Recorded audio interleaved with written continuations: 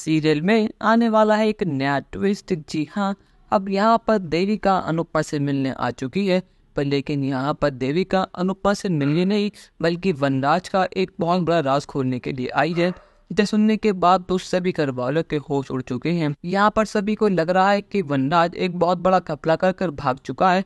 पर लेकिन वनराज एक बहुत बड़ी मुसीबत में है और इन सब चीजों में हाथ किसी और का नहीं बल्कि तोशु का है। यहाँ पर देविका और काव्या एक साथ एक प्रोजेक्ट पर काम कर रहे होते हैं। पर लेकिन अचानक से वनराज का फोन आता है और वो मदद की भीख मांगता है। पर लेकिन काव्या उससे कुछ बात कर पाती उससे पहले उसका फोन स्विच ऑफ हो जाता है। और जब से वनराज का अता पता भी नहीं है। पर लेकिन यह बात साफ हो चुकी है कि वनराज एक बहुत बड़ी मुसीबत में है। और यहाँ पर देविका ने पता लगा लिया है कि आखिर वनराज कहाँ पर है और कितनी बड़ी मुसीबत में है और वनराज किस हालत के पीछे आखिरकार किसका हाथ है। यहाँ पर जैसे ही देविका अनुपमा के पास पहुंचती है तो वो कहती है कि वनराज अब किसी ने किडनैप कर लिया है और किसी ने नहीं बल्कि उसके खुद के बेटे तोशु ने उसे किडनैप करवाया है।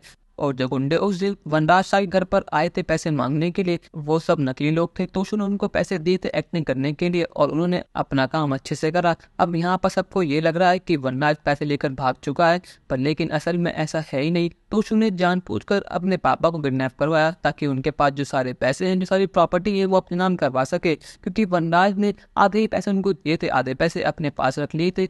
इस बात से गुस्सा होकर पाकी और तोशु ने इतना बड़ा कदम उठाया।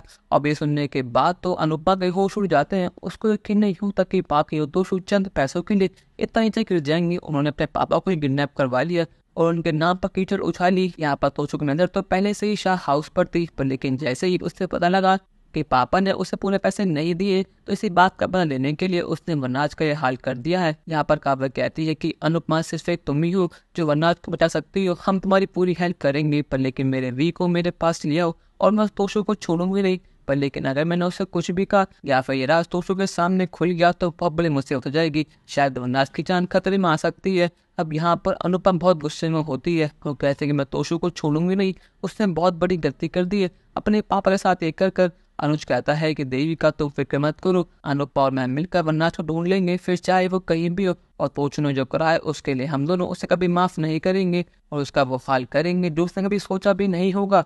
पर लेकिन क्या आप सच में ये चारों मिलकर वनराज की जान बचा पाएंगे या फिर नहीं? अपनी राय हमें कमेंट सेक्शन में जरूर बताइएगा और चैनल को अब तक नहीं किया सब्सक्राइब तो कर लीजिए। धन्यवाद।